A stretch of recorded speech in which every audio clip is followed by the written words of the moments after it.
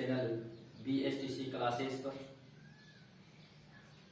हमारे इस चैनल का ये लगभग चौथा वीडियो रहेगा, जिसमें पहले 2 वीडियो बना चुके हैं हम राजस्थान के भूगोल के बारे में, जिसमें जो टॉपिक था राजस्थान की स्थिति और विस्तार के बारे में बताया।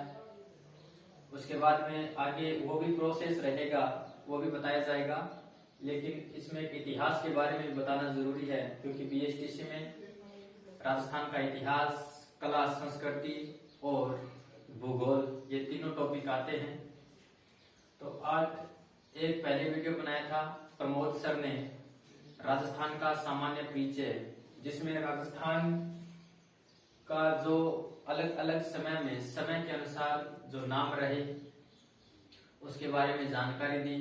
कौन कौन सी पुस्तक में राजस्थान को किस नाम से जाना जाता था उस समय, और कौन कौन से जो शिलालेख थे जिसमें राजस्थान का नाम आया हुआ है, या फिर राजस्थान का प्राचीन नाम क्या था उसके बारे में हमें जानकारी दी गई है। आज हम राजस्थान की एक रियासत के बारे में पढ़ेंगे, मेवाड़। और मेवाड़ का इतिहास पढ़ने से पहले हम राजस्थान की समस्त डायनेस्टी जो रियासतें रही, जो रियासतें थी, उसमें कौन कौन सी शाखाओं का वंश था,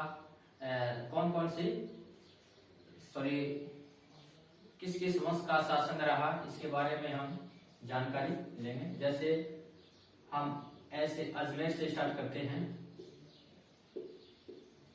राजस्थान के अजमेर में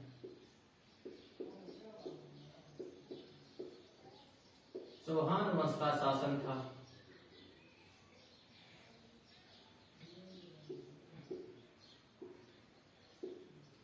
जयपुर में, जो कि आज राजस्थान की राजधानी है, उसमें कछवाहा वंश का शासन रहा। कछवाहा वंश। जोधपुर, जिसको हम मारवाड़ कहते हैं,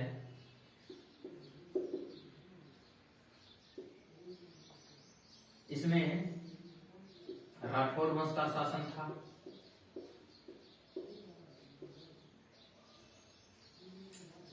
नागौर, बीकानेर, जो कि मारवाड़ से ही जुड़े हुए थे, इसमें भी राठौर वंश का ही शासन था। जैसलमेर में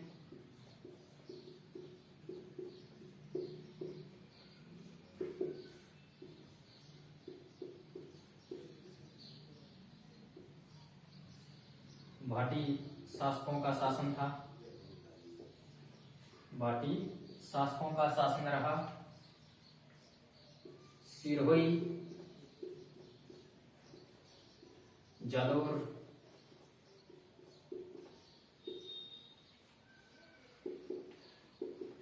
इन दोनों में चौहान वंश की एक शाखा सिरोही में, देवड़ा शाखा का शासन रहा सिरोही में। जालौर में चौहान वंश की सोनगरा शाखा का शासन रहा। झालावाड़, बूंदी, कोटा में, जिसे हाड़ौती के नाम से जाना जाता है वर्तमान में, 12 भी जिसमें शामिल है, कोटा, बूंदी, 12, झालावाड़, उसमें हाड़ा शासकों का शासन रहा।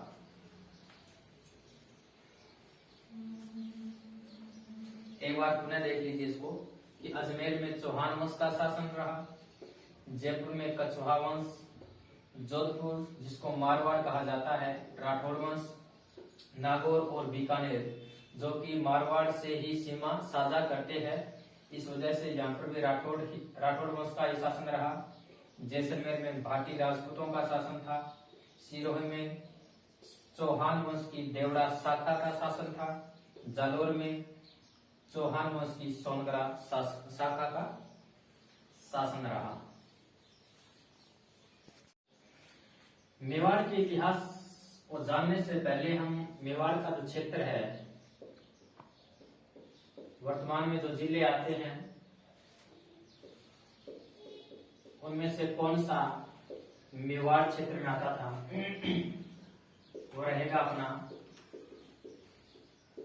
राजसमंद, चित्तौड़गढ़,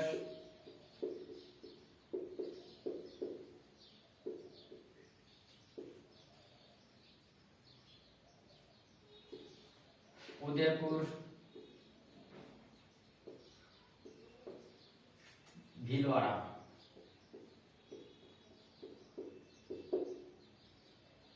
राजस्थान के 4 जिले वर्तमान में जिसको राजसमंद, चित्तौड़गढ़, उदयपुर और भीलवाड़ा के नाम से जाना जाता है, ऐतिहासिक काल में इसको मेवाड़ कहा जाता था। प्राचीन नाम, जाहिर सी बात है, जिसको मेवाड़ कहा जाता था उसको हमेशा के लिए मेवाड़ तो नहीं कहा जाता था। समय के अनुसार जिस प्रकार से राजस्थान के नाम में चेंज होता रहा, कहीं राजस्थान आदित्य तो कहीं कोई और, तो इसी प्रकार से मेवाड़ का जो प्राचीन नाम थे कागवाट, सिवनी जनपद और मेदपाट।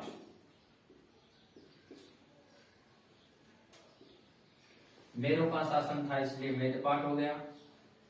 और प्राचीन काल में चित्तौड़गढ़ को मेवाड़ के नाम से जाना जाता था। मेवाड़ की जो राजधानी थी वो सीवी थी। तो मेवाड़ का क्षेत्र हमने पढ़ा है राजसमंद, चित्तौड़गढ़, उदयपुर और भीलवाड़ा। और जो मेवाड़ में जो इसका प्राचीन नाम रहा मेवाड़ का, इसको पहले कागवाट कहते थे, सीवी जनपद, मेदपाट और धीरे धीरे इसको कहा जाने लगा मेवाड़।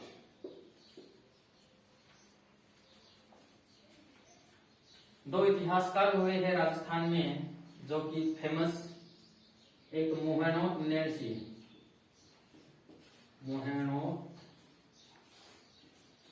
नैणसी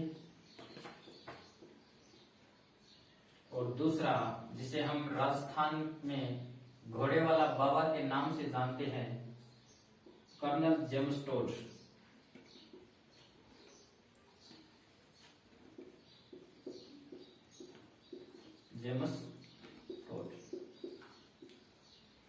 इन दोनों ने, मोहनद नैणसी और कर्नल जेम्स टोड ने मेवाड़ का इतिहास पढ़ा। और इतिहास को पढ़ने के बाद में इन्होंने कहा कि जो गोहिल वंश है उसका जो शासन रहा वो न केवल मेवाड़ में बल्कि लगभग गोहिल वंश की 24 शाखाएं राजस्थान में देखने को मिलती है। तो प्रश्न आपसे पूछा जाएगा कि गोहिल वंश की 24 शाखाएं बताने वाले इतिहासकारों के नाम। तो मोहनोद नैणसी, कर्नल जेम्स टोड।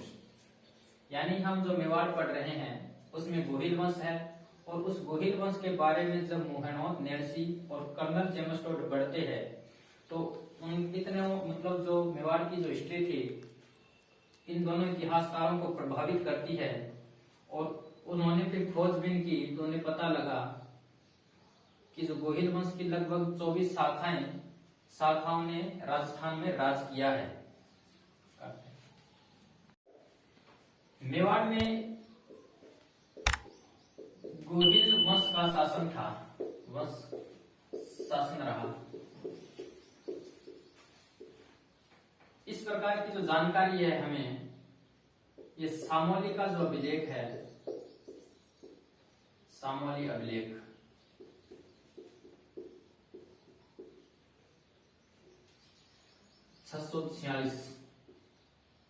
जो कि उदयपुर में है, उदयपुर से मिला है। गोहिल वंश की जो जानकारी है ये सामोली के अभिलेख जो कि 646 का है, इससे मिली है, जो कि उदयपुर से संबंधित, उदयपुर जिले से है। इसको लिखवाने वाला जो राजा है वो है शिलादित्य।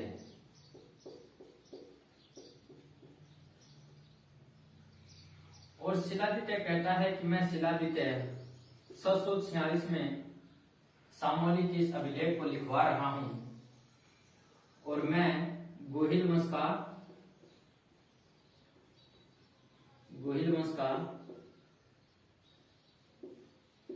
5वां शासक हूं।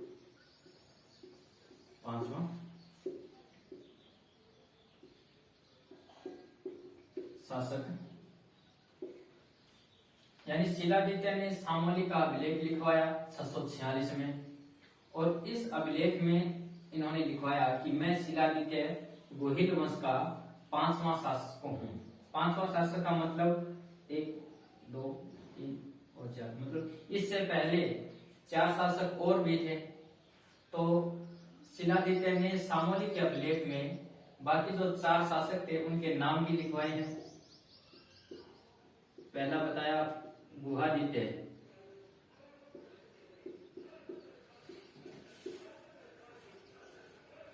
दूसरा महेंद्र, तीसरा नाग, फिर भोज।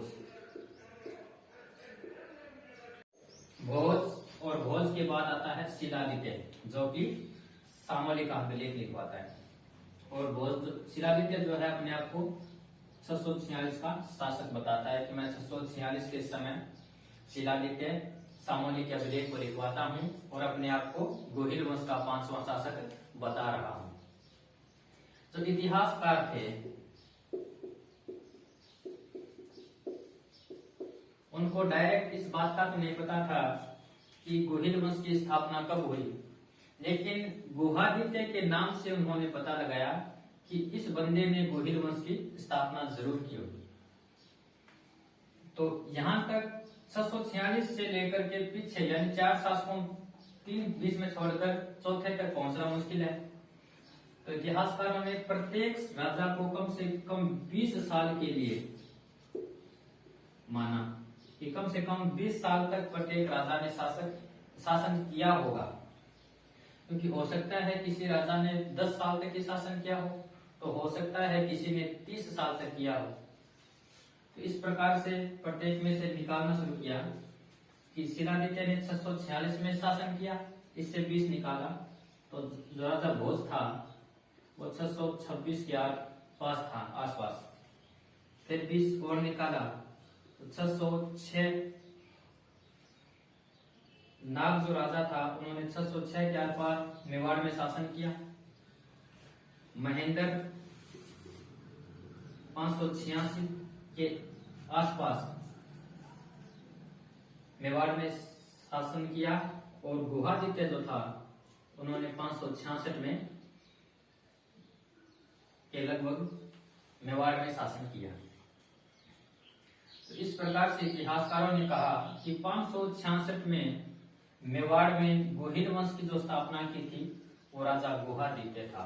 तो इसमें फैक्ट जो ये है कि मेवाड़ में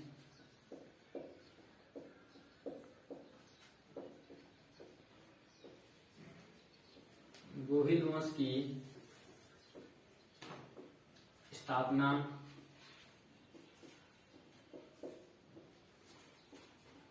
566 ईस्वी में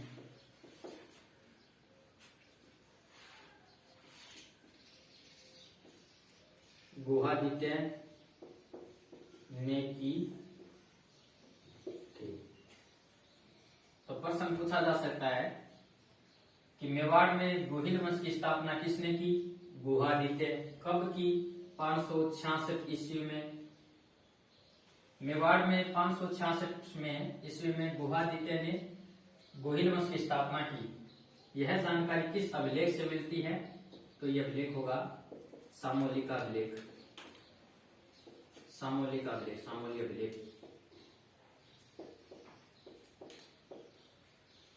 किसने लिखवाया इस अभिलेख को? शिलादित्य ने लिखवाया। शिलादित्य नाम के राजा ने, शिलादित्य ने लिखवाया।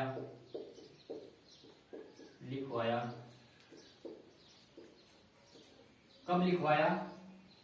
646 ईस्वी में लिखवाया। शिलादित्य ने इस अभिलेख में अपने बारे में क्या कहा? इन्होंने कहा कि मैं गोहिल वंश का 5वां शासक हूं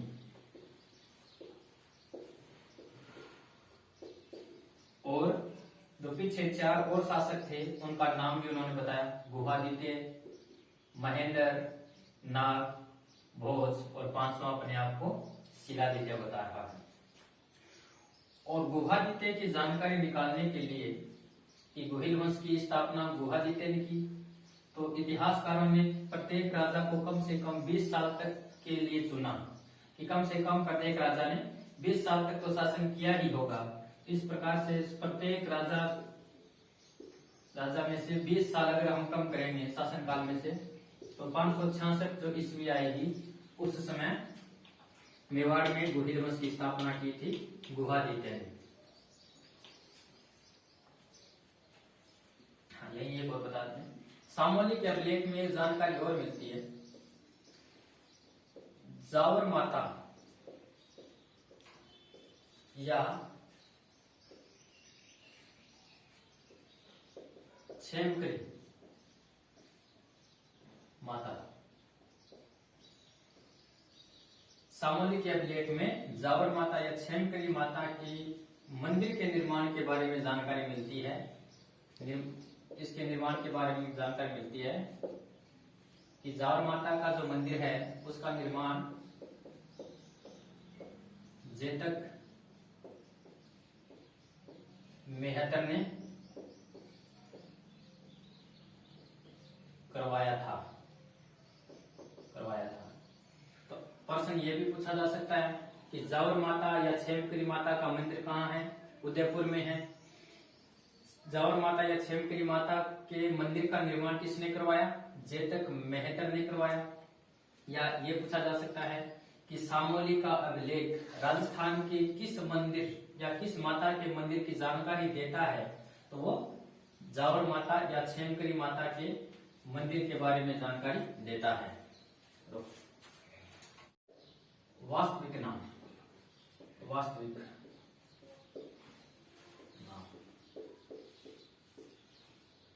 बप्पा रावल जो है, ये तो रावल उपाधि है इसकी, बप्पा रावल की। इसका जो वास्तविक नाम है बप्पा रावल का, ये कालभोज है। कालभोज, कालभोज। गुरु का नाम हारित ऋषि, हारित ऋषि। और ये हारित ऋषि की गाय चराता था, गाय चराता था।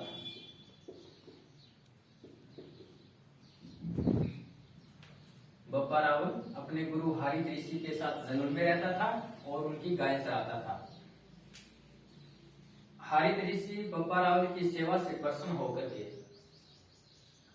बप्पा रावल को आशीर्वाद दिया कि एक दिन बप्पा रावल तुम जो है मेवाड़ का राजा बनेगा। तो बात 734 ईस्वी की है। उसमें मेवाड़ में जो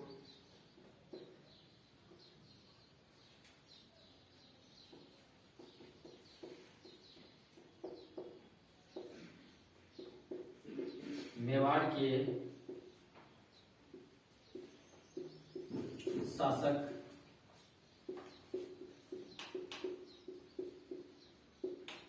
मानमौर्य के खिलाफ या मेवाड़ के खिलाफ, जो भी कहो,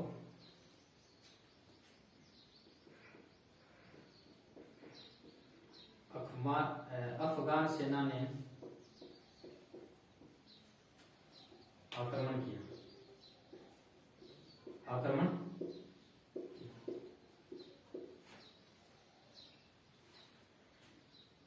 तो मानमौर्य जो राजा था उसके दरबार में विद्वान थे। उन्होंने प्रार्थना की, विद्वानों ने मिलकर, कि जो अफगानी सेना है वो हमारे रियासत पर, मेवाड़ पर अटैक कर रही है, आप किसी भी प्रकार से आप हमें बचाइए। लेकिन मानमौर्य ने इन विद्वानों की नहीं सुनी, किसी भी दरबारी की नहीं सुनी। तो इसके बाद ये सभी गए थे बप्पा रावल के बारे में, बप्पा रावल के पास गए थे। बप्पा रावल जो कि अपने समय में सबसे ताकतवर, शक्तिशाली था, बप्पा रावल से प्रार्थना करते हैं और बप्पा रावल जो है मान जाते हैं। मान जाते हैं अपने गुरु हारित ऋषि के कहने पर। और अफगान जो थे, अफगान के खिलाफ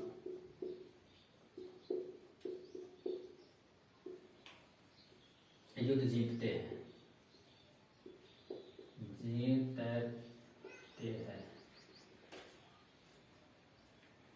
यानी मानमौर्य के दरबारियों ने जब हारित ऋषि से प्रार्थना की और हारित ऋषि के कहने पर बप्पा रावल ने अफगानिस्तान की सेना के खिलाफ युद्ध किया और जीत गए। और आते वक्त उन्होंने सोचा कि अब एक बार तो मैंने बचा लिया, अब दोबारा कोई राजा, कोई शासक, कोई रियासत या फिर कोई दुश्मन अटैक करता है तो इस सेना को, इन जनता को कौन बचाएगा। तो बप्पा रावल ने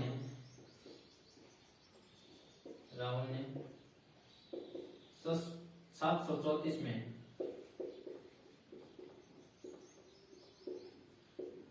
मानमौर्य को गद्दी से हटा दिया, गद्दी से हटा दिया और शासक बन गया, राजा बन गया। इसके बाद राजा बनने के बाद एक राजा के लिए जो जरूरी चीज होती है वो राजधानी होती है, और उस राजधानी में बैठ करके अपने रियासत में वो शासन करता है। तो राजधानी बना दी थी नागदा को, और नागदा में बप्पा रावल ने एक लिंग जी मंदिर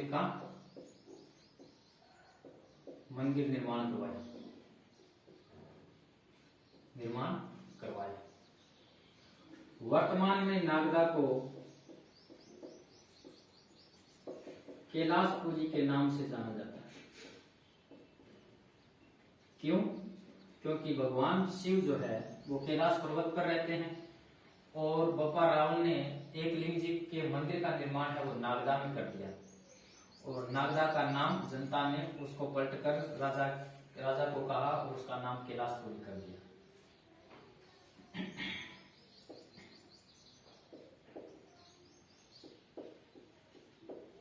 सोने सिक्के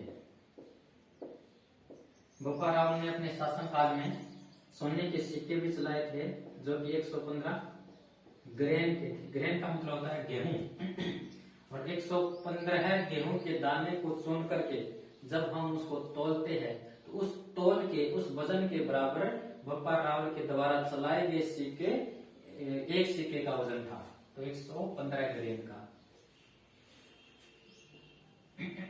एक बार दोबारा अफगानिस्तान की जो सेना है वो बप्पा रावल के राजा होने के समय अटैक करती है।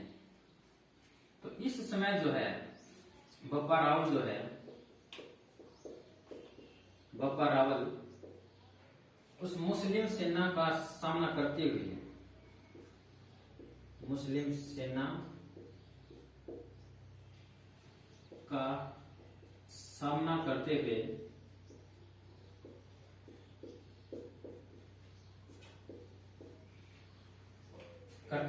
गजनी तक ले जाती है। गजनी अफगानिस्तान में है, गजनी, जहां से मुस्लिम सेना मेवाड़ पर अटैक करने के लिए आई थी। बप्पा रावल ने उसी सेना को उसी के स्थान पर जाकर मारा। सामना करते हुए गजनी तक ले गए। बप्पा रावल मुस्लिम सेना का सामना करते हुए मुस्लिम सेना को गजनी तक ले गए, और गजनी जो है ये अफगानिस्तान में है।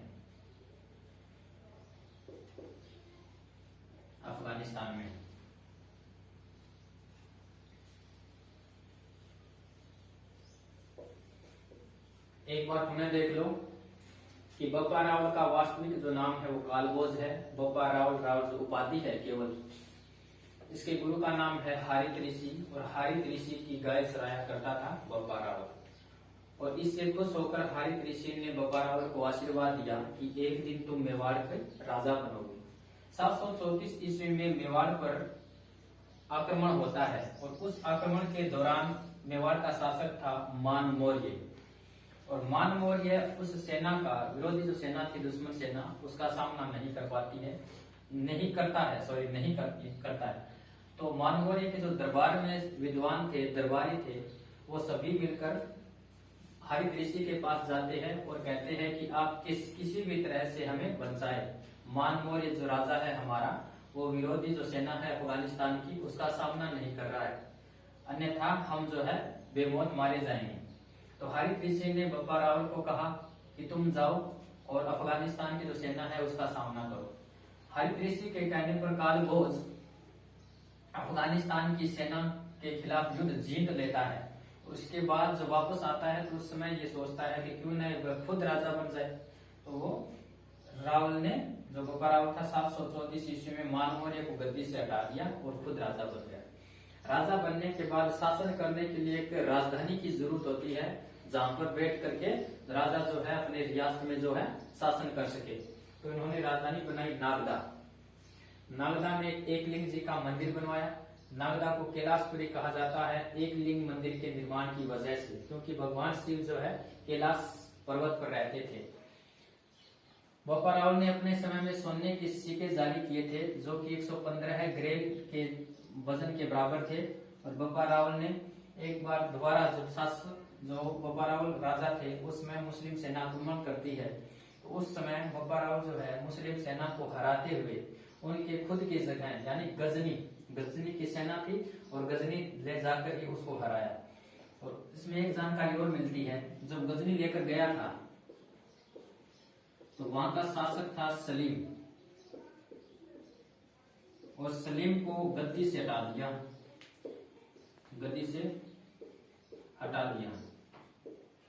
और अपना गजनी के, उस समय गजनी का शासक था सलीम, और सलीम को राजा की गद्दी से हटा देता है बप्पा रावल और अपने भांजे को शासक बना देता है। इतिहास में बप्पा रावल के भांजे का नाम नहीं मिलता, इसलिए हमें भी नहीं पता भाई। तो गजनी के शासक सलीम को उसकी गद्दी से हटा करके बप्पा रावल ने अपने भांजे को शासक बनाया। इसके बाद मेवाड़ जो राज्य है वो है यहाँ पर उदयपुर, राजसमंद, भीलवाड़ा और चित्तौड़गढ़। जब बप्पा रावल ने अफगानिस्तान की सेना का सामना करते हुए अफगानिस्तान की सेना को वापस गजनी तक ले गया था, तो ये यहाँ तक गया था, मान लीजिए यहाँ इधर पाकिस्तान है जो उसमें नहीं था। तो इतनी दूर जाने के लिए सेना थक जाती है भाई, चाहे राजा हो चाहे प्रजा हो, थक जाती है। तो यहाँ पर उन्होंने आराम किया, 2 दिन तक आराम किया पाकिस्तान में। उस स्थान को आज भी रावल के नाम से जानते हैं, क्योंकि बप्पा रावल, और रावल ने क्या किया था, सहारा लिया था यहाँ पर। तो रावलपिंडी, पंजाब में पिंडी का मतलब होता है गांव। रावलपिंडी पाकिस्तान में आज भी रावलपिंडी नाम का एक गांव है, जहां पर बप्पा रावल ने गजनी की सेना का सामना करते हुए उसको गजनी तक लेकर गया था, और वहां के राजा सलीम को हटाकर अपने भांजे को राजा बनाया था। तो पाकिस्तान में आज भी वो जगह है जिसका नाम रावलपिंडी है, जो कि बप्पा रावल के नाम से पड़ा है।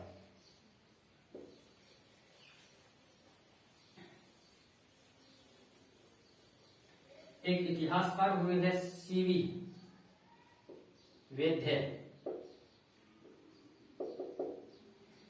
ये बता रहा है कि जिस प्रकार से राजस्थान के मेवाड़ में अफगानों का यानी तुर्की सेना का मुस्लिम सेना का सामना बप्पा रावल कर रहा था, ठीक उसी प्रकार से यूरोप में सालस मार्टेल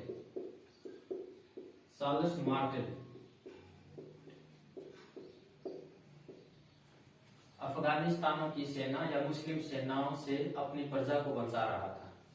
तो सीवी वैद्य ने बप्पा रावल को चार्ल्स मार्टेल के समान बताया है। वैद्य ने रावल को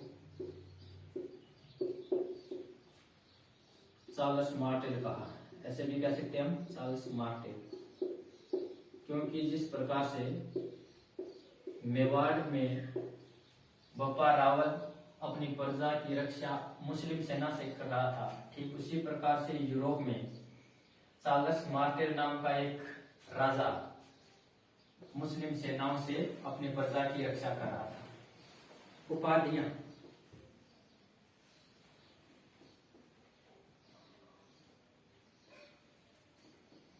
हिंदू सूरज,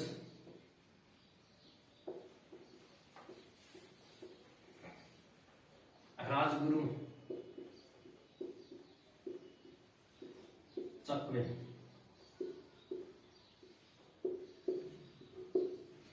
हिंदू सूरज का मतलब होता है कि जिस समय बप्पा रावल राजा था उस समय मेवाड़ के चारों तरफ मुस्लिम रियासतें थी, जो कि मुस्लिम जो सेना थी वो मेवाड़ पर आक्रमण कर रही थी बार बार, और उस मुस्लिम सेनाओं से अपनी प्रजा को बचाने के लिए जो एकमात्र राजा था मेवाड़ का वो था बप्पा रावल, इसलिए वो हो गया हिंदुओं का सूरज, जो हिंदुओं की रक्षा कर रहा था। हिंदुओं के लिए एक प्रकार सूरज की प्रकार भांति था।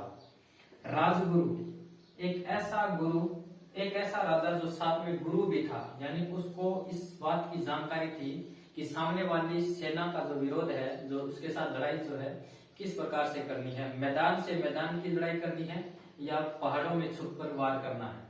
चकवे का मतलब होता है वह व्यक्ति जो चारों दिशाएं जीत लेता हो, यानी बप्पा रावल ने अपने समय में जो अपने राज्य की चारों दिशाएं थी उनको जीत लिया था।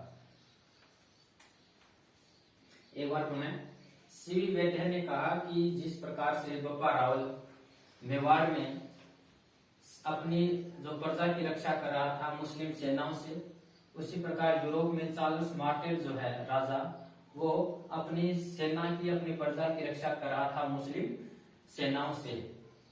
तो इसलिए सीवी वैद्य ने बप्पा रावल को चार्ल्स मार्टेल कहा या फिर उपाधि दी। उपाधियां हैं हिंदू सूरज, राजगुरु और चकवे। हिंदू सूरज का मतलब एकमात्र हिंदू राजा था जो कि मुस्लिम सेनाओं का सामना करते हुए अपने प्रजा की रक्षा कर रहा था। राजगुरु का मतलब होता है कि ऐसा राजा जो साथ में गुरु भी था, उसको जानकारी थी, या फिर ऐसे भी कह सकते हैं एक ऐसा राजा जिसके गुरु भी थे, हारित गुरु भी थे उसके। चकवे का मतलब होता है वह व्यक्ति जिन्होंने चारों दिशाएं जीत ली हो। बप्पा रावल के बाद हम मेवाड़ का अगला राजा पढ़ेंगे अलट। भाई हम राजस्थान में है, अलट बोलते इसका जो अन्य नाम वो अल्लूराव कर दिया। अल्लूराव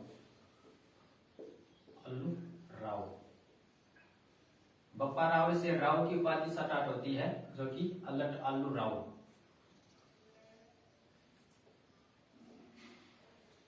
अलट के समय की दो प्रशस्तियां, दो अभिलेख मिलते हैं। एक तो है 943 का सारणेश्वर प्रशस्ति कह दो, सारणेश्वर अभिलेख कह दो, सारणेश्वर प्रशस्ति, और एक है 943 का अलट के समय का जो हमें अभिलेख मिलते हैं दो प्रकार। एक तो 943 का सारणेश्वर प्रशस्ति, और एक है अलट का जो नाम रहा अल्लूराव अन्य नाम। दो प्रशस्ति मिलती है, एक तो 943 का सारणेश्वर प्रशस्ति है, 977 की शक्ति कुमार के आठपुर का अभिलेख है। सारणेश्वर जो प्रशस्ति है दो भाग कर लेते उसकी, ये जानकारी देती है कि इन्होंने राजधानी जो है चेंज की थी। राजधानी बप्पा रावल ने बनाया था नागदा, इस बंदे ने नागदा से हटा करके आहड़ को राजधानी बना दिया।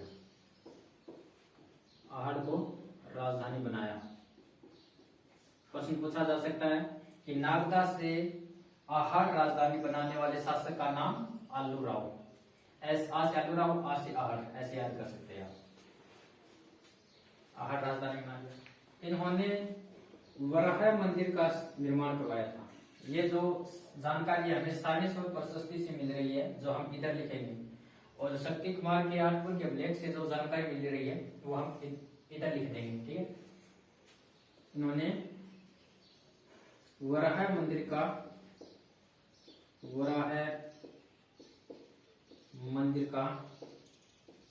निर्माण करवाया था।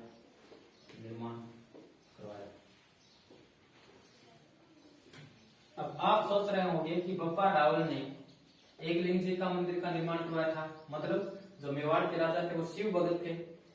हाँ, लेकिन जो आलू राव था ये सांप्रदायिक सौहार्द की भावना रखने वाला था। इन्होंने वराह मंदिर यानी भगवान विष्णु के मंदिर का भी निर्माण करवा दिया। उन्होंने कहा कि चलो मैं जो है एकलिंग जी के मंदिर में जाकर ढोक लगा लूंगा, पूजा पाठ कर लूंगा, लेकिन अन्य जो जनता है जो वैष्णव धर्म से संबंधित है, वैष्णव जो है वो भगवान विष्णु के मंदिर में जा सकते हैं, इसलिए उन्होंने वराह मंदिर का निर्माण करवा दिया। सारनेश्वर की जो प्रशस्ति है ये कहती है जो दानदाता थे, दानदाता जिसको हम कहते हैं गोष्टिक,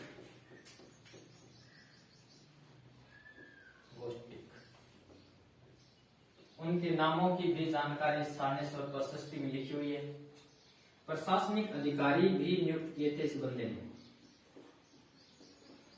प्रशासनिक अधिकारी।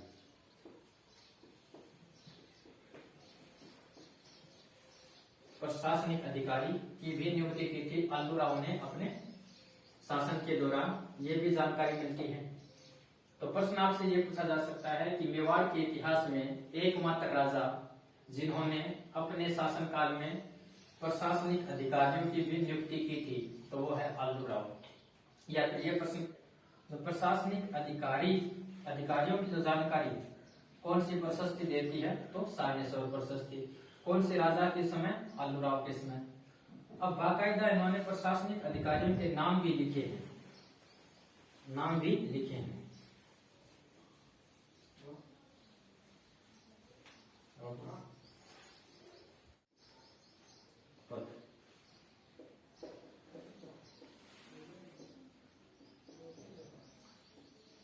संधि विग्रहक,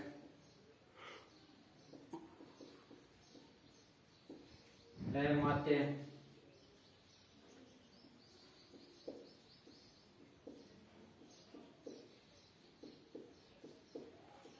जिसका धीराज,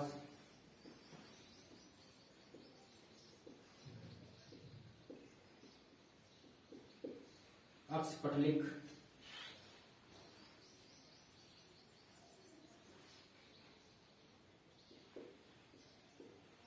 बंदी पति।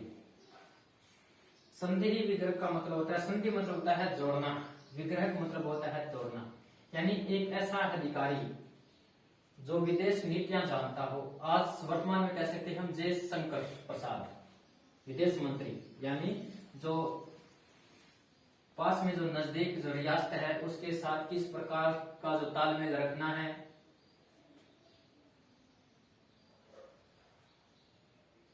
तो संधि विग्रह हो गया एक प्रकार का विदेश मंत्री।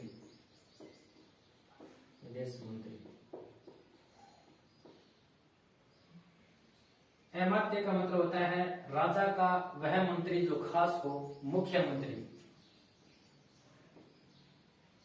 जो राजा की सभी बातें जानता हो, मुख्यमंत्री। भिस्काधीराज, संस्कृत में भिस्क का मतलब होता है औषधि, धीराज मतलब होता है जानकारी रखने वाला, यानी राजवैद्य है, इसको कह सकते हैं हम राजवैद्य। राज का मतलब राजा का, वैद्य मतलब वेद, जो आयुर्वेदिक जानकारी रखता हो। अक्षपटली का मतलब आय व्यय का ब्यौरा, आय व्यय का ब्यौरा रखता हो। अक्षपटली का मतलब कि रियासत में कितना धन सेना पर लगता है, कितना किस पर लगता है, इस प्रकार की जानकारी रखता हो। खजाने में कितना धन पड़ा है, कितना लगाना है, कितना बचाना है, सेना पर कितना लगाना है, युद्ध में कितना लग गया, इस प्रकार। बंदी पति का मतलब होता है भाट, चारण। और भाट और चारण जो है ये क्या करते हैं, ये प्रशंसा करते हैं, ये गीत गाते हैं, प्रशंसा गीत, प्रशंसा के गीत गाते हैं। प्रशंसा गीत, यानी राजाओं की तारीफ करते हैं बंदीपति जो होते हैं। अक्षपटली का मतलब होता है आय व्यय का ब्यौरा रखने वाले अधिकारी। विस्काधिराज मतलब राज वेद है, यानी उस रियासत का वेद है। अमात्य मतलब मुख्यमंत्री, राजा की जो निजी जानकारी रखता हो। संधि विग्रह मतलब विदेश मंत्री, संधि और विग्रह यानी किस प्रकार का व्यवहार है वो पास वाली या नजदीकी रियासत के साथ रखना है। सानेश्वर प्रशस्ति के बाद हम पढ़ेंगे शक्ति कुमार पाठ। इसमें हुन राजकुमारी थी, हुन राजकुमारी हरिया देवी, और इस हरिया देवी से अल्लूराव ने या अल्लट ने शादी की, और हरिया देवी ने अपने नाम पर एक गांव बसाया था हरसपुर। 1917 के शक्ति कुमार के 8 अभिलेख से मात्र इतनी जानकारी मिलती है कि होन राजकुमारी हरिया देवी जिसके साथ अल्लट जो है शादी करता है, और हरिया देवी अपने नाम पर हरसपुर गांव बसाती है। मेवाड़ का एकमात्र ऐसा शासक जो एक होन वंश की राजकुमारी से शादी करता है। पहले हमने पढ़ा बप्पा राव के बाद में हमने पढ़ा अल्लट, और अल्लट के बाद में हम अगला पढ़ते हैं हम जयद्रथ सिंह। और इतिहास में जयद्रथ सिंह के शासनकाल से जानकारी मिलनी शुरू हो जाती है। 1213 से लेकर के 1250 तक जयद्रथ सिंह ने शासन किया था। जयद्रथ सिंह के लिए इम्पोर्टेंट चीज जो है, एकमात्र चीज वो है भूताला का युद्ध। भूताला का युद्ध जो कि 1227 में हुआ था। किस किस के बीच में हुआ था देखते हैं अभी। जयद्रथ सिंह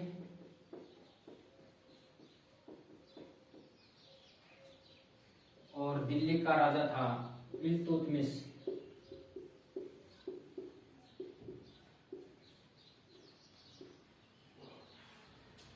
रजिया सुल्तान के पिता इल्तुतमिश दिल्ली सुल्तान, दिल्ली सुल्तान, दिल्ली के राजा थे इल्तुतमिश और जयद्रथ सिंह के बीच में 1227 में भूताला का युद्ध होता है। और इस युद्ध में इल्तुतमिश जो है जयद्रथ सिंह से हार जाता है। ये जीत जाता है जयद्रथ सिंह, इसकी हार होती है।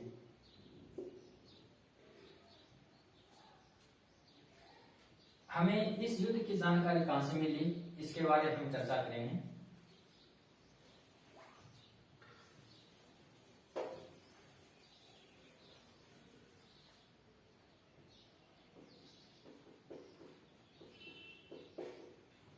जयद्रथ सिंह यस इल्तुतमिश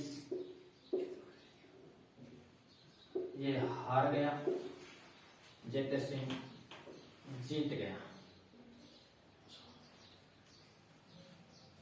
ये जो जानकारी मिलती है वो जय सिंह सूरी की पुस्तक है जिसका नाम था